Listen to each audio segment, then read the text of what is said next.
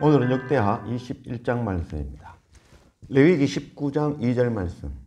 너는 이스라엘 자손의 온 회중에게 말하여 이르라. 너희는 거룩하라. 이는 나 여호와 너희 하나님이 거룩함이라. 너희는 거룩하라. 온 회중에게 전해야 될 말입니다. 너희는 거룩하라. 왜냐하면 하나님께서 거룩하기 때문에. 그래서 하나님의 자녀된 우리는 모두 거룩한 삶을 살라라는 것이죠. 거룩이라는 것은 구별되어짐이죠. 저것과는 다른 것이죠. 그래서 저것과는 다른 삶, 우리가 만일 이 세상에서 남들이 하듯이, 남들이 먹고 마시고 살듯이, 남들이 출세하고 남들이 공부하고 남들이 살듯이 살면 그것은 결코 거룩한 삶, 구별된 삶이라고 할 수 없을 것입니다. 하나님의 명령이죠. 거룩하라, 구별되어져라. 우리가 예배 드린다고 모든 예배가 거룩한 것일까요? 그렇지 않죠. 예배 가운데 하나님, 거룩하신 하나님을 구하는 예배가 바로 거룩한 예배이죠. 모든 기도가 거룩한 것이 아니라 거룩한 하나님의 뜻을 구하는 그 기도가 거룩한 기도이죠. 기도는 내가 하는 이야기를 하나님께 전달하는 것이 기도가 아니라 하나님의 뜻, 하나님의 음성을 듣는 것이 기도이죠. 바로 그것이 거룩한 기도인 것입니다.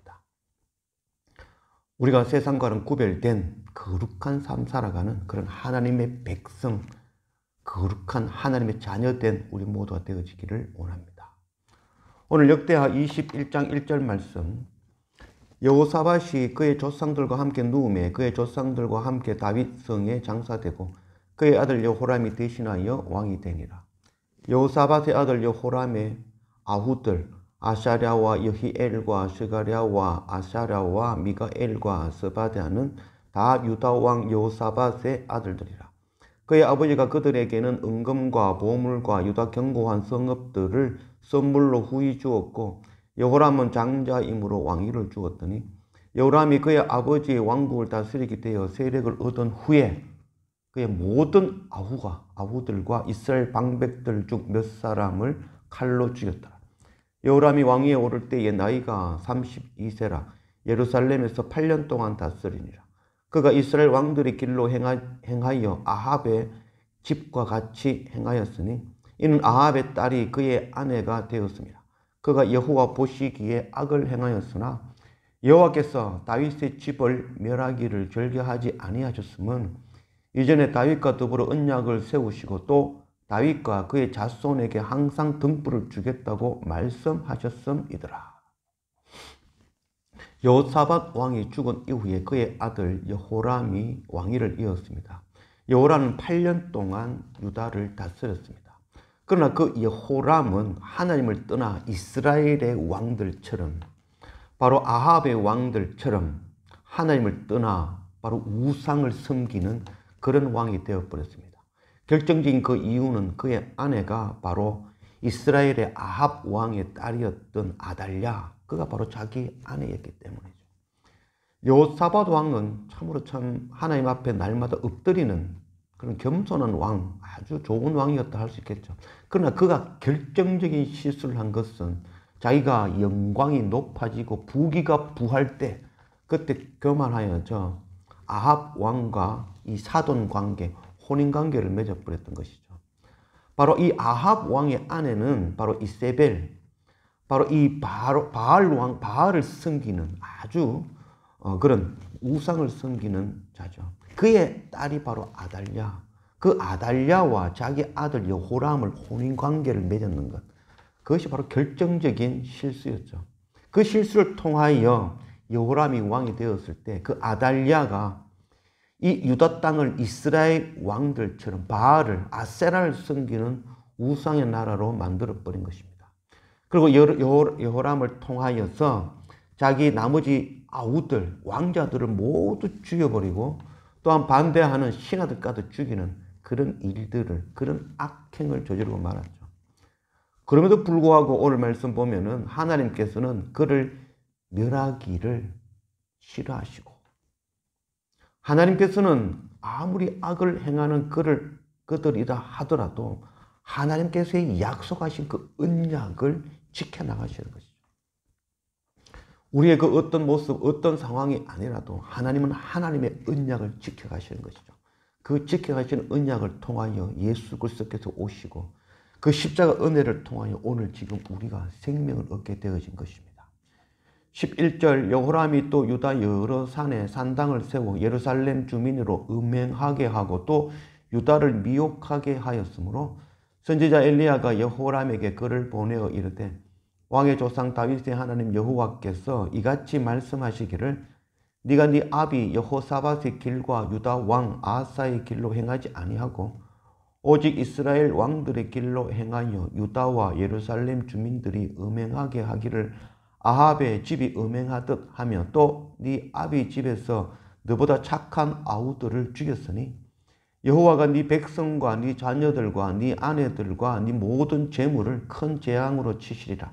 또 너는 창자에 중병이 들어 그 병이 날로 중하여 창자가 빠져나오리라 하셨다 하였더라.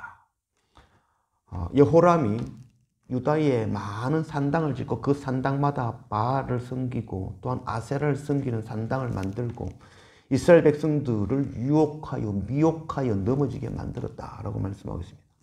음행하게 하고 미혹하게 하였다. 두 가지 의미가 같이 있는 것이죠. 하나님을 섬기는 행위도 하지만 그 행위를 통해서 마음도 떠나고 육체도 음행을 행하였다라는 말이죠. 영적으로도 음행을 행하지만 육적으로도 음행을 행하는 그런 모습이라는 것이죠. 그래서 결국 이 선지자 엘리사죠 사실은. 그래서 이 선지자 엘리사를 통하여 주시는 하나님의 음성, 너가 정령 죽으리라. 하나님께서 죽이겠다는 것이 아니라 하나님을 떠남이 죽음이고 심판이라는 것을 가르치는 말씀이죠. 여호사밧 왕은 동일한 이 말씀 앞에 돌이켜서 하나님께 나아온 자가 바로 여호사밧 왕이죠. 여호람 왕이 악하지만 그럼에도 불구하고 하나님께서는 이 엘리사를 통하여 하나님의 말씀을 전해주는 것이죠. 멸망시키겠다는 것이 아니라 이대로 계속 가면 멸망이라는 것을 가르치는 말씀이죠. 동일하게 오늘 지금 우리에게 주시는 말씀이죠. 지금 하고 있는 일, 세상 사는 사람들처럼 평범하게 남들처럼 살아가면 그것은 거룩한 구별된 삶이 아니고 멸망으로 심판으로 나아가는 삶이라는 것을 가르치는 말씀이죠. 돌이키라는 것이죠. 하나님께로, 거룩한 하나님께로 거룩하게 구별되어진 삶을 살라고 주시는 말씀이죠. 세상 사람 사는 것처럼 살아가는, 먹고 마시고 살아가는 그런 평범한 삶은 부정한 것이죠. 하나님의 거룩한 삶이 결코 아닌 것입니다. 그 삶에서 돌이켜 구별되어져 거룩한 삶으로 나아가는 우리가 되어지기를 원합니다. 20절 여호람이 32세에 즉위하고 예루살렘에서 8년 동안 다스리다가 아끼는 자 없이 세상을 떠났으며 무리가 그를 다윗성에 장사하였으나 열왕의 묘실에는 두지 아니하였더라. 결국 이 여호람 왕은 하나님의 음성 듣지 아니하고 그 길에서 돌이키지 아니하고 거룩한 삶, 구별된 삶이 아니라 남들 다 가는 길, 자기 심장의 소리를 듣고 자기 아내 아달랴 우상 섬기는 세상의 소리 듣고 그 길로 나아간 것이죠. 그 결과는 하나님 없음을 통하여 심판이며 멸망이며 죽음으로 나아갔던 것입니다. 가장 또 안타까운 것은 그가 죽었지만 아끼는 자 없이 세상을 떠났으며, 저는 무엇보다도 이 이야기가 가장 마음에 걸립니다. 아끼는 자 없이 떠났더라. 그를 통하여 여호람 왕을 통하여 새로운 생명을 얻고 새로운 깨달음을 얻은 자, 그래서 여호람이 죽음을 슬퍼하고 눈물 흘리는 그런 아끼는 자 하나 없었다는 것이죠. 또한 여호람 그 자신도 아끼는 자 하나 없이 죽었다라는 그런 의미가 되어질 것입니다. 가장 슬픈 일이라 할 수 있겠습니다. 하나님을 떠나 하나님 없는 삶은 바로 심판이며 멸망입니다. 그것은 특별한 악을 행하는 그 삶이 아니라 세상 사는 사람들이 사는 것처럼 평범하게 사는 것, 남들 입고 먹고 마시는 것처럼 살아가는 것, 그것이 바로 악을 행하는 하나님을 떠나 세상처럼 살아가는 것이죠. 세상의 음성 듣고 자기 심장의 소리 듣고 나아가는 것, 그것이 바로 심판이며 멸망입니다. 그래서 그런 삶에는 제자 하나 없이 아끼는 자 하나 없는 그런 말로를 맞이하게 되어지는 것입니다. 하나님의 말씀은 지금 오늘 우리에게 주시는 말씀이죠. 돌이키라는 것이죠. 세상의 평범한 삶에서 돌이켜 거룩한 삶, 구별된 삶으로 나아오라는 것이죠.